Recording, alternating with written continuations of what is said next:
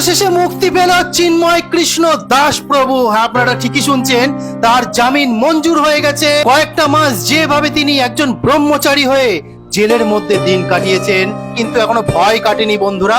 যে ভয়টা কি সেটা আপনাদেরকে বলবো, কিন্তু আজ সেই অক্ষয় তৃতীয়ার পুণ্য লগ্নে এখানে সনাতন ধর্মের অতীব মাহাত্ম্য জড়িয়ে আছে। সেই পুণ্য তিথিতে আজ আমরা কি খবর পেলাম?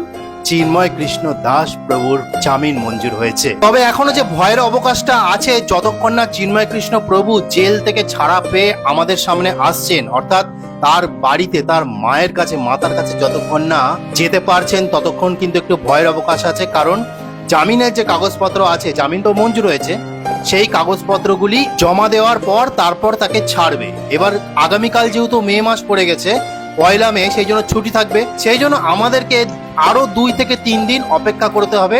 তাকে একদম প্রকাশ্যে সেই মুক্ত জেল থেকে বেরিয়ে তিনি আমাদের সামনে এসে কথা বলবেন, তার অপেক্ষায় আপনাদেরকে থাকতে হবে। তো এটা একটা সংশয়, এটা একটা ছোট্ট ভয়। তাই ভগবানের কাছে প্রার্থনা করুন, তার জামিন যখন মঞ্জুর হয়ে গেছে, আর 2 থেকে 3 দিনের মধ্যে তিনি যেন বাইরে এসে সরাসরি সবার সামনে দাঁড়াতে পারেন, তার মাতার কাছে যেতে পারেন।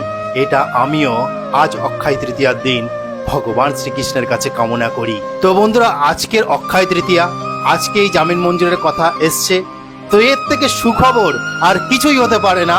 তাই সকলে আনন্দে মেতে উঠুন, একে অপরকে মিষ্টি খাওয়ান, ভগবানের কাছে আরাধনায় মেতে উঠুন, হরিনামে মেতে উঠুন, যজ্ঞে মেতে উঠুন, সবাই আনন্দের স্বরে মেতে উঠুন, কারণ চিন্ময় কৃষ্ণ প্রভু আসছেন। তো ওটা আজকে বলার ছিল। হরে কৃষ্ণ।